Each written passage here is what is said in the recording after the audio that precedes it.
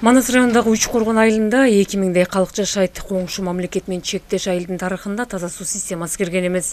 Бирок быйыл жаздан бери иштер кызуу жүрүүдө.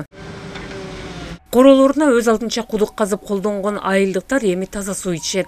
Эми бул, конечно, фильтр менен келип аткандан кийин таза суу болот да. Тигим үйдөгү бышма сууну энди башка нерсе, мисалы, сугарсак, буну эми өз ичсек жакшы болмок негизи. Айылга илгертен эле таза суу келген эмес. Мына эми Кудай буйруса келди эми. Мурда эми биз бала кезде колонка жок эле, бышма жок эле, токойдон ташып ичерек. Анан ушу айылга бышма, ар ким өз үйүнө бышма коюп, бышмадан ичип жүрүбүз. Бышма менен эле. Быйыл таза кирип атыр. Өкмөтүбүзгө рахмат. Ушуну таза киргизип, элге эмне кылып атыр, таза суу киргизип. Эми жана биз мурда ичпесек да, азыркы кийинки балдарыбыз, небелерибиз, чеберлерибиз ичип калат экен, жакшы. Система айылдын ар бир көчөсүн камтыйт, жалпы 20 километрден ашык аралык болот. Толук орнотулгандан кийин ар бир короо үйүнө киргизип алганга ыңгайлуу куурлары бар. Анан биздин айылыбыз өзү этек жагыбыз 1 метр, 2 метрден эле суу чыгып кетет да.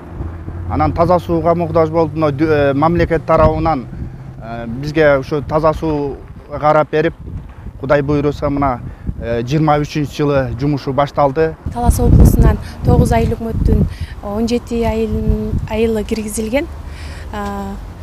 Азыркы учурда 2 айыл өкмөттө таза суу системасын куруу иштери жүргүзүлүп жатат.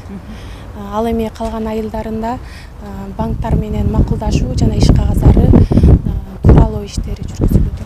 Ал эми мындан тышкары республикалык бюджеттен капиталдык салымдар беренеси аркылуу 3 айыл аймакта таза суу системасы курулуп жатат.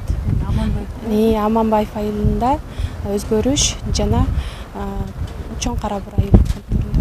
Облус боюнча 92 айылдын 78 айылында таза суу системасы бар. Учурда 17 айылдын системасы толук реабилитацияга муктаж. Облустун таза суу тармагына жергиликтүү фонд турдагы каржылык колдоолорун көрсөтүп келет. Салика Сариева, Илхан Арсланбеков, Ала Тоо 24, Талас облусу.